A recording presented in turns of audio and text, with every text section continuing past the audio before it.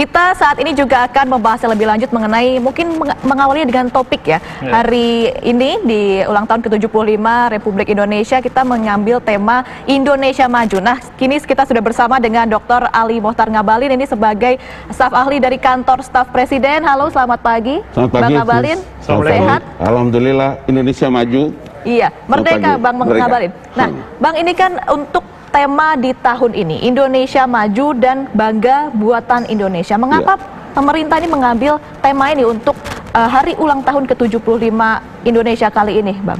Ya, yang pertama memang substansi paling mendasar dari tema ini adalah menggambarkan kepada dunia terhadap 75 tahun Indonesia Maju ini adalah Indonesia yang berdiri kokoh, kemudian memiliki kemampuan teknologi, kemampuan budaya, kemampuan culture untuk bisa memperkokoh status dan kedudukan Indonesia sebagai sebuah bangsa yang maju, kuat, berdaulat, dan bisa menyelesaikan semua program-program yang kita tahu hari ini Indonesia diperhadapkan dengan pandemi yang luar biasa, sama seperti negara-negara lain.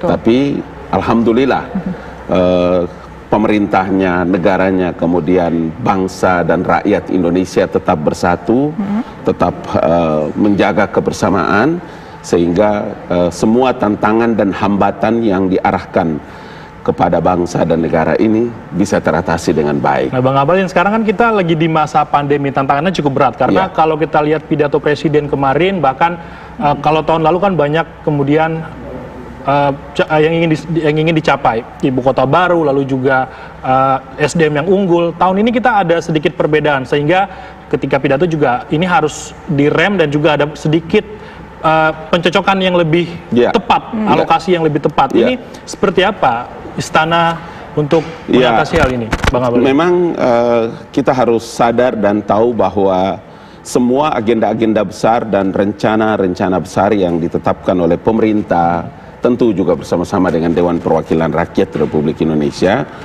jauh dari pernah kita berpikir bahwa Indonesia akan masuk atau diterpa dengan pandemi COVID-19.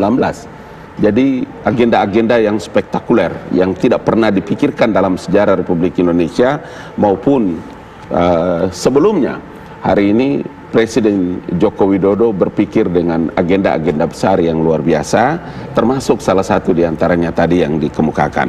Tapi lagi-lagi kan kita harus lihat bahwa hari ini kan Indonesia diterpa dengan pandemi COVID-19.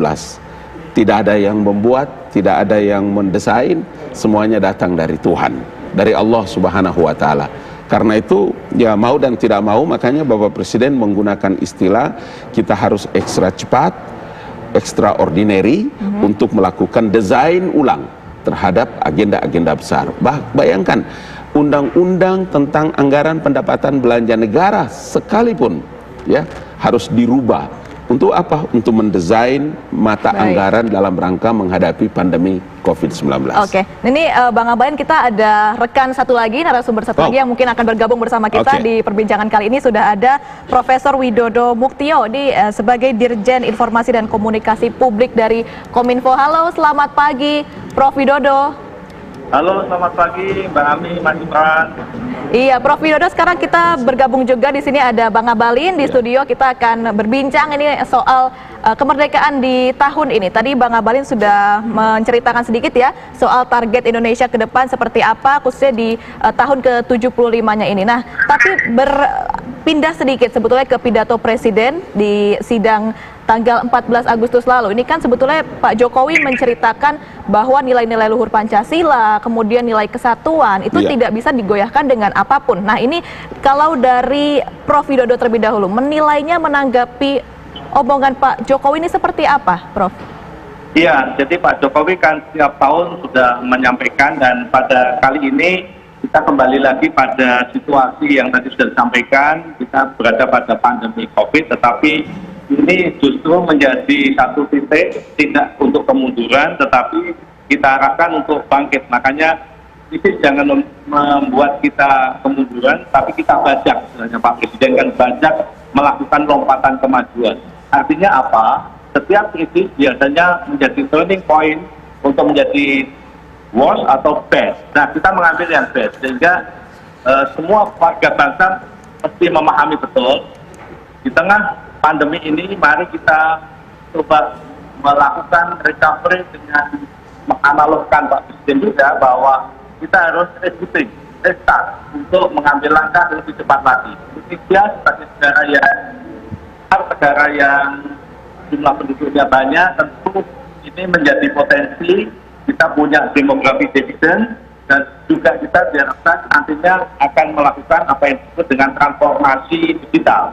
Nah, inilah yang sekarang ini sedang kita hadapi, dan kita sangat yakin untuk bisa melaksanakan itu dengan baik. Prof. Widodo, sekarang kan kita di tengah masa pandemi.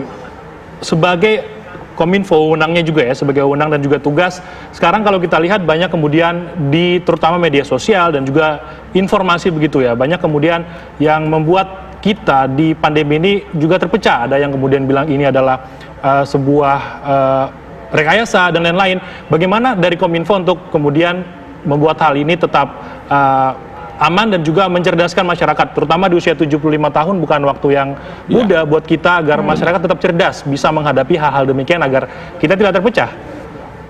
Ya, jadi prosesi proklamasi 17 Agustus 45 yang sekarang kita peringati ini adalah pengejawantahan dari nilai-nilai luhur kita yang ideologinya Pancasila, dan tentu dengan situasi pertumbuhan perkembangan saat ini menjadi era yang kita sebut dengan masyarakat yang harus berorientasi pada digital, ini mengalami tantangan-tantangan yang tidak kalah kompleksnya, makin kompleks, yaitu adanya dunia virtual.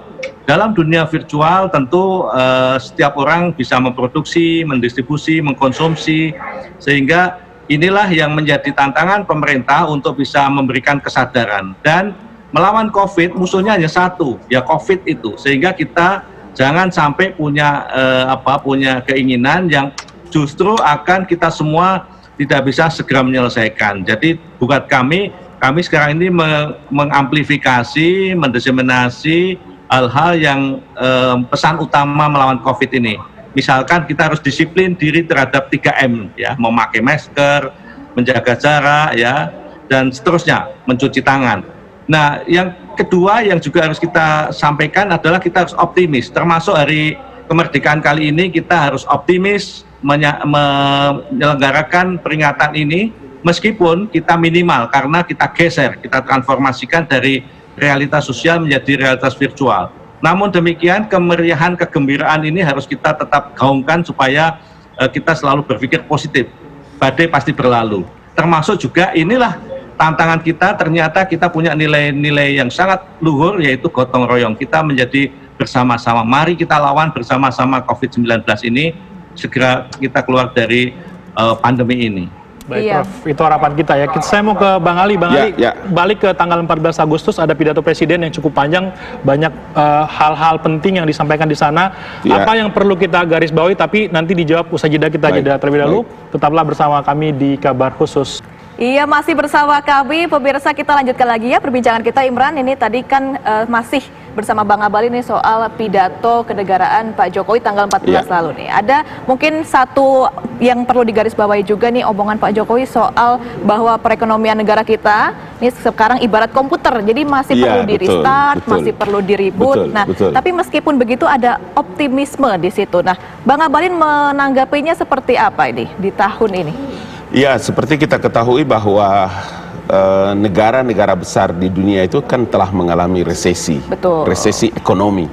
Saya mencatat dengan baik dan Bapak Presiden menyampaikan itu secara terbuka dan gamblang, ya, Jerman, Amerika Serikat, Hong Kong, Singapura, kemudian Prancis, Italia, Korea Selatan dan beberapa negara-negara yang lain. Pidato kemarin itu kan sesungguhnya Bapak Presiden ingin mengatakan kepada seluruh masyarakat bahwa optimisme itu adalah modal yang paling terpenting. Itu sebabnya kenapa berkali-kali harus disampaikan tentang protokol kesehatan, kemudian semangat kebersamaan kita extraordinary dalam menghadapi pandemi ini, karena tidak ada lain kecuali adalah membangkitkan semangat, optimisme, kebersamaan, nasionalisme, persatuan dan kesatuan bangsa, karena buktinya kan negara-negara lain itu udah luar biasa terkapar dengan Resesinya, resesi ekonomi. Bahkan pertumbuhan ekonominya minus belasan minus. persen bahkan. Dan kita Indonesia, masya Allah, luar biasa. Masih Kalau bisa bukan bertahan, rahmat dan karunia dari Tuhan, rahmat dan karunia dari Allah Subhanahu Wa Taala, kemudian seluruh bangsa dan rakyat Indonesia menyatu dan kuat. Karena itu, ya kita harus punya satu optimisme bahwa kita akan kuat dan tangguh. Sebagai seorang kepala negara dan sebagai seorang kepala pemerintahan, itu penting bagi presiden kemudian memberikan keyakinan yang kuat kepada bangsa dan rakyat. Meski berat, tapi optimisme itu tetap harus dipupuk biar kita semua masyarakat Indonesia bisa tetap tangguh dan bisa menghadapi pandemi. Nah, saya mau ke Prof. Widodo. Prof, sudah 75 tahun kita merdeka. Bagaimana dengan perkembangan teknologi kita saat ini? Apakah kita di usia 75 ini sudah cukup mampu dan cukup baik untuk menghadapi era digital? Dan mungkin saya sedikit tertarik dengan pakaian yang dipakai Pak Widodo ini apa nih Pak? Bisa dijelaskan sedikit karena nampaknya pakai baju adat. Pakai baju adat ya. Iya, baik. Jadi ini karena nanti kami juga akan ikut secara virtual. Jadi ini saya juga sudah mulai siap-siap pakai baju adat ya di Betawi. Dan juga saya kira memang kalau kita lihat sekarang ini Bapak Presiden sudah mencanangkan betul transformasi digital. Dan kita sudah mulai menggalakkan kegiatan yang berbasis pada talenta digital. Karena ternyata dalam waktu yang tidak lama ini kita harus segera menyesuaikan diri terhadap perilaku kita. Makanya inilah yang menjadi tantangan kita. Kami pun juga sekarang ini mendapatkan kesempatan untuk tahun depan transformasi digital ini menjadi ujung tombak untuk bisa kita melompat ke negara maju. Bahkan di dalam hari ulang tahun kemerdekaan ini kita juga sudah mencanangkan 1 abad ke depan, 25 tahun lagi, betul-betul Indonesia sudah diramalkan oleh banyak pihak dan Indonesia harus optimis, percaya diri, menjadi bangsa dengan perekonomian terbesar 5 besar. Dan ini menjadi motivasi buat kita semuanya. Oleh sebab itulah kalau kita saksikan kemarin pidato Pak Presiden betul-betul secara clear meminta kita semuanya bahwa kita ini harus betul-betul bekerja extraordinary, termasuk juga kita ini punya banyak sumber daya yang bisa kita kembangkan. Di dalamnya tentu ini sudah eranya digital. Tidak lagi eranya kita kayak dulu industrialisasi, bahkan pertanian. Kita sudah dengan teknologi digital, sehingga lompatan itu akan dimungkinkan dan kita didorong dari sisi SDM yang berbasis digital. Baik Prof. Widodo, mungkin kita artinya bisa meng-highlight kalau kita sebenarnya sudah optimis, sudah siap untuk melaju, tidak hanya targetnya adalah ekonomi, tapi dari bidang teknologi juga menjadi fokus kita, begitu ya Imran ya? Persiapan jelang kita menjadi negara maju ya, kalau Presiden dan juga kemarin Ketua DPR menyampaikan 25 tahun, 2045 kita 100 tahun diharapkan sudah bisa menjadi negara maju. Kita ke Bang Abalin lagi nih Bang, ini cukup sensitif belakangan ini karena logo banyak isu dan juga sebetulnya ya, salah satunya yang ini ada di 75 tahun ini ada yang menyampaikan bahwa ini mirip dengan salah satu simbol agama tertentu. Ini benar nggak? Sebetulnya memang kalau dilihat ya, ini kan kalau kita memaknai karya-karya seni dari rangkaian terbaik dari anak-anak Indonesia yang memiliki kecermatan, kecerdasan dan kemampuan seni yang tinggi. Saya juga mencatat dengan baik bahwa lambang atau logo 75 tahun Indonesia Merdeka itu kan sebetulnya terinspirasi dari perisai yang ada dalam logo Pancasila itu. Pancasila itu ya. Karena itu kita lihat ada kotak-kotak ya, ada gambar kotak-kotak. Kami juga ada dari Kominfo juga ada buat ini. Dari kotak-kotak ini kan adalah perisai. Perisai. Jadi perisai, 10 perisai di dalam Pancasila. Karena itulah maka terinspirasi dari sebuah lambang besar. Makanya dia tidak dalam posisi vertikal, tapi dia dalam posisi horizontal. Nah, persoalan yang paling mendasar dari logo ini adalah seberapa jauh memang niat tulus kita yang bersih di dalam otak dan hati. Kalau memang otaknya sudah negative thinking, maka hasilnya pasti negative thinking. Itu satu. Makanya saya bilang, jangan kita mengganggu suasana batin saudara-saudara kita umat Nasrani. karena yang dituduh itu adalah salib. Betul. Sementara salib sendiri itu adalah sesuatu yang substansi dalam keyakinan dan kepercayaan teman-teman umat Nasrani. Begitu juga mungkin Katolik, Protestan, Hindu, Buddha, dan Konghucu. Sehingga dalam masa pandemi ini juga orang harus tetap imunitasnya bagus, maka hati dan pikirannya harus jernih. Terjaga juga artinya ya.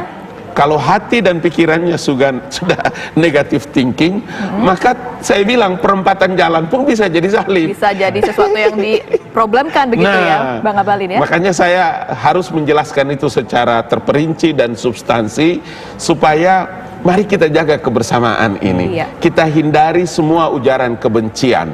Negeri ini tidak boleh lagi ada ruang bagi ujaran-ujaran kebencian, fitnah, dan pencemaran nama baik bagi Ya, siapapun. mudah-mudahan itu bisa didengar ya, jadi jawaban Amin, dari pertanyaan amin. tersebut. Iya. Itu tadi ada lambang 10 perisai. Kita ke Kominfo, Pak Ya. Widodo, untuk menyampaikan pesan ini kepada masyarakat, bahwa pesan di 75 tahun tadi Pak Bang Abalin menjelaskan ada 10 perisai. ada gotong royong, 10 elemen, ada progres. 10 elemen yang diambil dari logo 75 tahun Indonesia Merdeka. Dari Kominfo bagaimana untuk menyampaikan pesan ini kepada masyarakat, Pak Widodo? Ya, sebetulnya kan 75 tahun itu kan satu peringatan yang sangat strategis dan diamond gitu ya. Dan ini yang menjadi semangat kita. Mari kita bahu-membahu, mari kita berprasangka bagus ya, berhusnudon supaya bangsa ini segera keluar dari pandemi ini. Dan mari kita yakini bahwa nasionalisme itu menjadi identitas kita, dan kita punya satu spirit, ikatan senasib, sepenanggungan untuk membangun bangsa ini menjadi bangsa yang besar, bangsa yang hebat di dunia, khususnya pada 100 tahun ke depan. Dan ini saatnya lah kita betul-betul meningkatkan semangat kebersamaan itu. Dan COVID ini mudah-mudahan memberi pembelajaran kita semuanya untuk semua bekerja extraordinary. Iya, baik. Artinya ini kalau disebutkan Prof. Widodo tadi ibarat anniversary begitu ya. Kita udah ada di tahap berlian, diamond anniversary gitu Bang Abalin ya. Jadi ya harus sama-sama mungkin melihat sesuatu tidak setengah-setengah, tapi ya selalu menyeluruh begitu ya. Untuk kemudian memberikan efek-efek positif, karena kita sama-sama di tengah pandemi seperti ini jangan sampai menjerumuskan orang lain juga. Gotong royong dibutuhkan ya, kebersamaan kita untuk tetap menjaga negara kesatuan Republik Indonesia. Terima kasih Pak Widodo, Dirjen Informasi dan juga Komunikasi Publik Kominfo. Bang Abalin, sedikit saya mau tanya, Pak Jokowi hari ini pakai baju adat? Nah, iya, dengar-dengar ada lombanya juga nih Bang. Ini yang nanti kita karena ini kan ada yang diundi. Iya. Jadi saya hadiah ya? Hadiah. Sorry, bukan diundi. Siapa yang bisa menebak dengan baik dapat hadiah nanti kan? Wilayah timur, wilayah barat ada info nggak? Iya, jadi saya kira supaya menghormati juga teman-teman panitia dan yang sedang bekerja, izin ya Imran. Ini artinya kalau Bang Abalin udah bisa jawab dapat hadiah sebenarnya Bang Abalin. Jadi bisa bocoran nanti masyarakat yang nonton bisa langsung dapat hadiah dengan langsung. Terima kasih Bang Abalin, staf ahli dari kantor staf presiden, atas waktunya juga sudah bergabung bersama kami di Kabar Khusus hari ini. Ulang tahun kemerdekaan ya.